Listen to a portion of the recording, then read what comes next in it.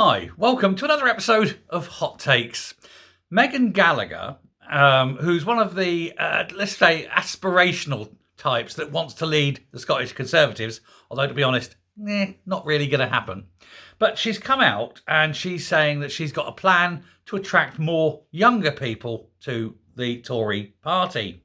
Now, I've got to be honest, I've got a soft spot for Meghan Gallagher. I think she's a fine enough politician. I don't think she's done anything particularly bad. I don't think she's done anything outstanding.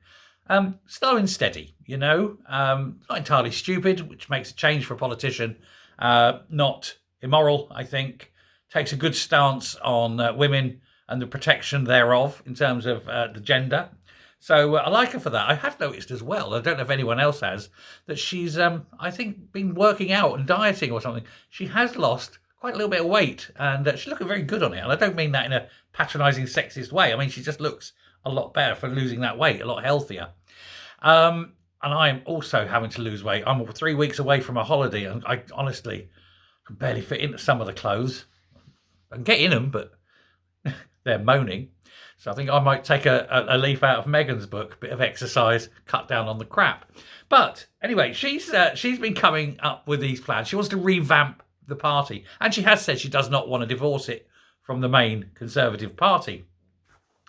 Now, I'm not too sure about that. I mean, I would have previously said no, you must stay as a single party, because otherwise it's a bit odd having the Conservative and Unionist Party splitting and not being a union.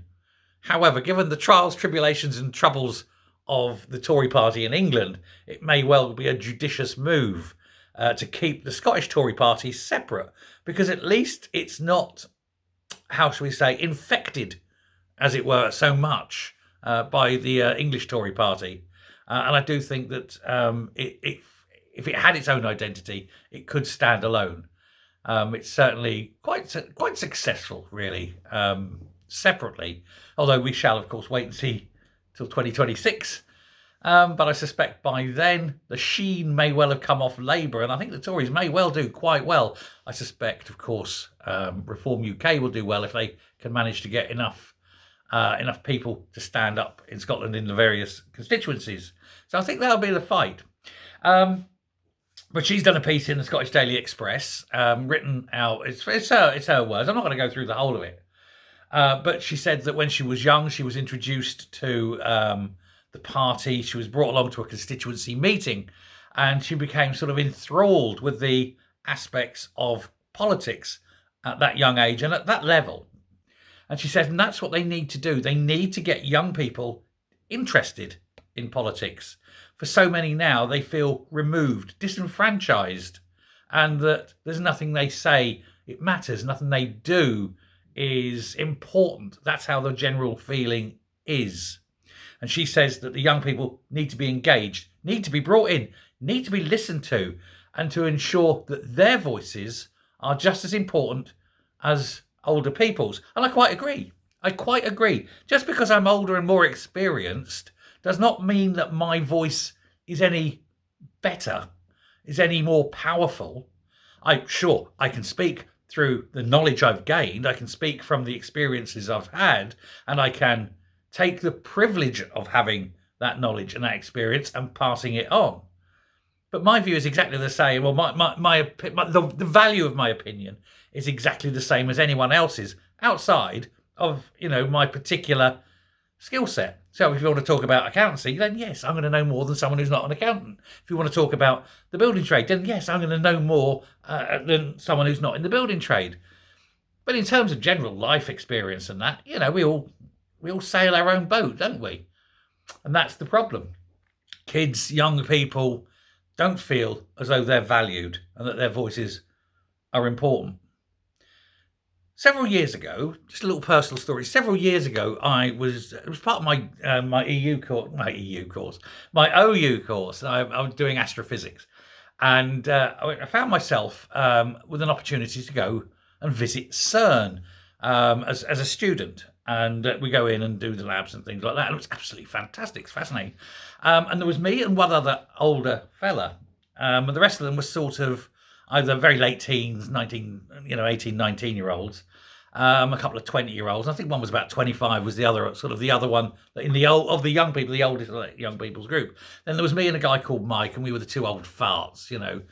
And I must say, when you get a certain age, your brain turns to wood. But CERN was fantastic. But me and, of course, the old fart, the pair of old farts that we would just sit there and keep back because, you know, the young people. And after a day, we were there for three days. And after the sort of, we did that there, we had the first night we were there. But the next day, we got brought in by the young people. And it was very refreshing. And I was absolutely amazed. I was glad to be part of their group, but I was absolutely amazed at how these young people talked, thought, acted. And it actually gave me reassurance for the future. And I think if we can look at kids and see that, rather than just seeing the problems, I think that would give hope for everyone. Certainly hope to the young people. And I think they are the ones that absolutely need it. Us old farts, we've been there, done that. You know, we've had our life, we've had our good times. We've had our chances, and whatever we've made of them, that's it. These kids will not have a chance unless we help them. And we've got to help them, first of all, by listening to them and engaging with them and having them engage in the decisions that this country needs to make going forward. They are the future. And I know it sounds trite, sounds like an 80s sort of soppy song, innit? We are the future. But it's absolutely true. And we've got to acknowledge that. So, yes, I think Meghan Gallagher has got it right. Bring them in, engage them, listen to them, but introduce them to local politics early. Let them know what's going on. Ask them their opinions. It will be quite surprising, I think, for some people. As I say, it was very surprising for me. Pleasantly surprising. And I think if more and more people did this, and more people engaged with anyone who's young that they know, you know, the sons and daughters of friends or things like that, talk to them like adults. Talk to them and ask them, what do you think of this? And listen to what they say. Get them involved. And make sure they don't fall into the trap that so many young people do of thinking that socialism good, conservatism bad. Because it's quite the opposite way. One only has to look at history to see how many people died under socialism. Anyway, I'll leave it up to you. Whether you do it or not, it's up to you. I can't make you. Anyway, thanks very much for listening. Thanks very much for Meghan Gallagher for bringing and highlighting a point. Anyway, till next time, stay safe, stay well. Let me know what you think in the comments, and I'll speak to you later. Bye.